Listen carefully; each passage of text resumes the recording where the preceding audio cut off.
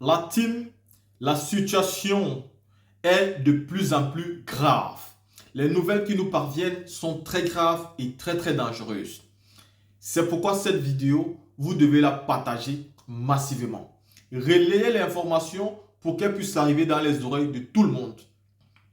Les nouvelles qui nous parviennent font fait ce que, malgré le refus de la CEDEAO d'attaquer le Niger, oui, parce que la CEDEAO a finalement pris la décision de régler le problème à l'amiable, vu que beaucoup de présidents se sont désistés et sont contre l'attaque militaire. Malgré cela, les pays ont décidé d'attaquer quand même le Niger. Et aujourd'hui, le gouvernement du Niger a décidé de faire un communiqué pour dire par où les attaques vont venir. Le gouvernement du Niger a cité les pays de l'Afrique centrale. Écoutez très bien l'information.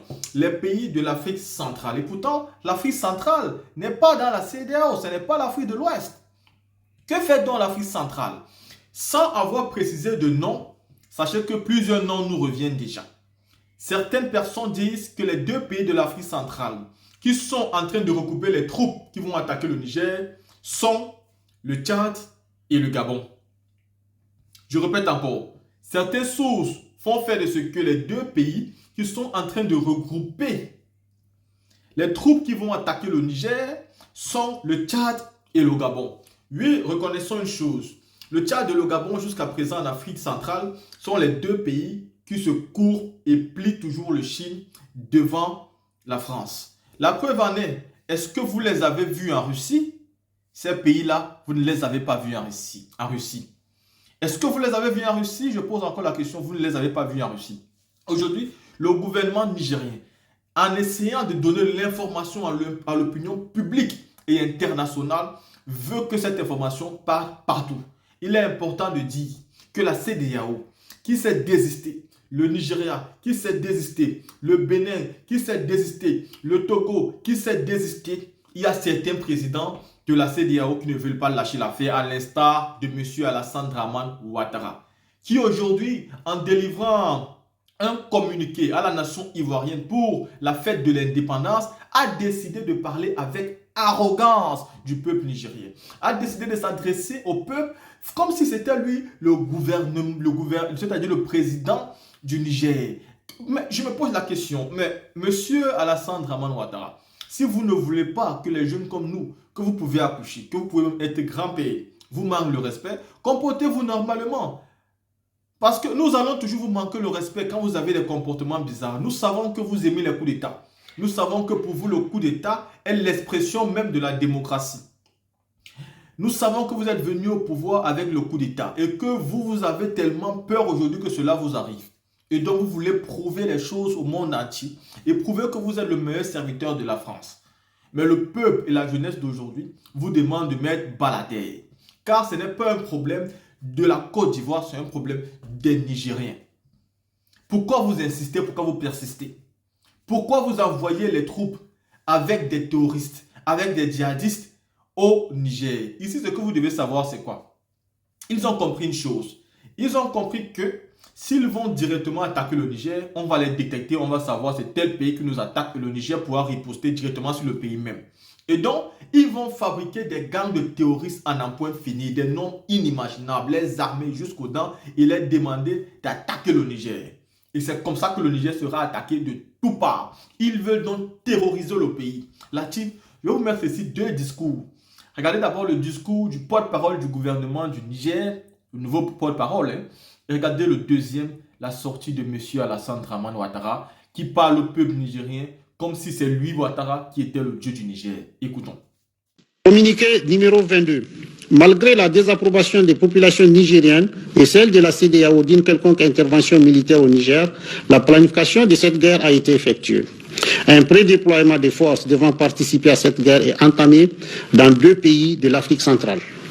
Le CNSP suit avec attention les préparatifs de cette guerre par procuration, pour laquelle le mandat de la CEDEAO était juste un quitus nécessaire.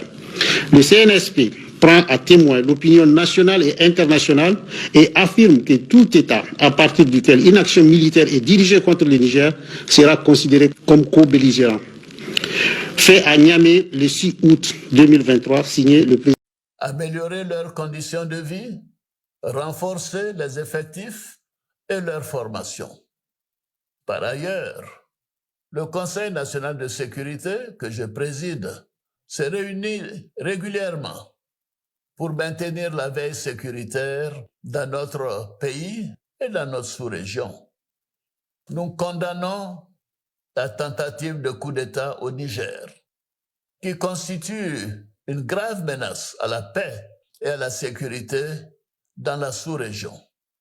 Bien évidemment, nous soutenons les initiatives de la CEDEAO visant à rétablir l'ordre constitutionnel dans ce pays, frère, et à permettre au président Mohamed Bazoum, président démocratiquement élu, d'exercer librement ses fonctions. Ceci est essentiel. Chers frères, chères sœurs.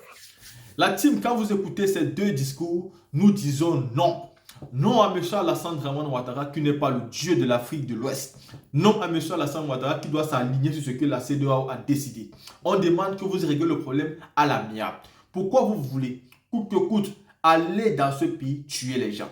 M. Alassane Ouattara, je sais que dans l'armée ivoirienne à l'heure actuelle, ça chauffe. Ça chauffe car les soldats ivoiriens ne veulent pas aller mener une guerre face au peuple nigérien qui ne les a rien fait.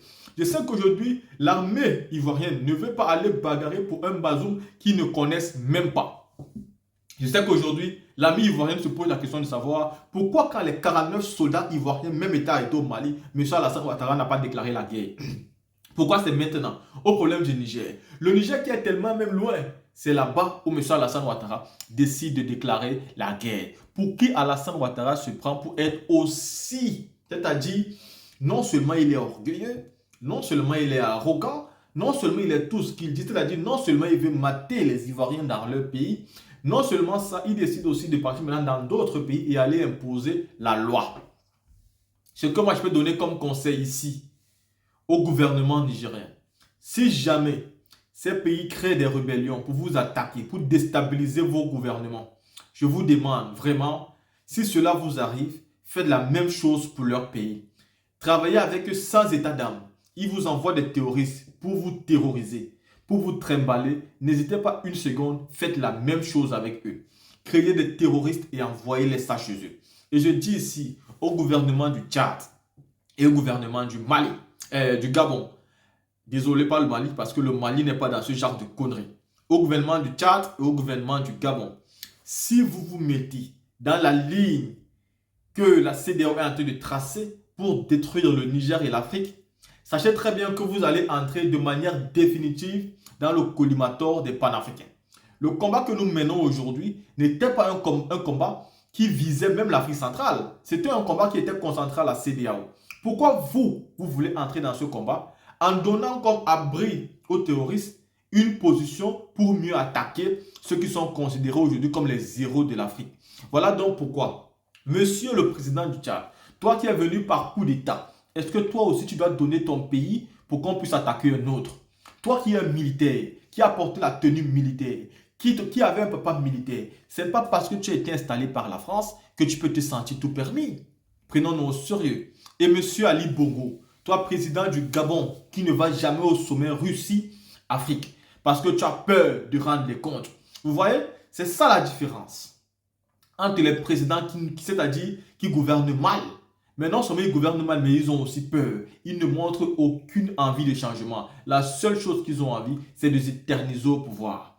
La team, vous avez vu ici les deux vidéos, entre celle de M. Alassane Dramane Ouattara et le porte-parole du gouvernement du Niger. Ceci est fait, les carottes sont cuites, malgré que la CEDEAO ne veut pas cette guerre. Certains dirigeants, certains présidents des pays de la CEDEAO ont décidé de constituer quand même des branches armées terroristes lourdement armées et ils sont en train de les regrouper dans deux pays de l'Afrique centrale. Et c'est depuis là qu'ils vont attaquer le Niger. Relayez l'information, partagez l'information pour que ça puisse partir dans tous les 4 coins du monde entier.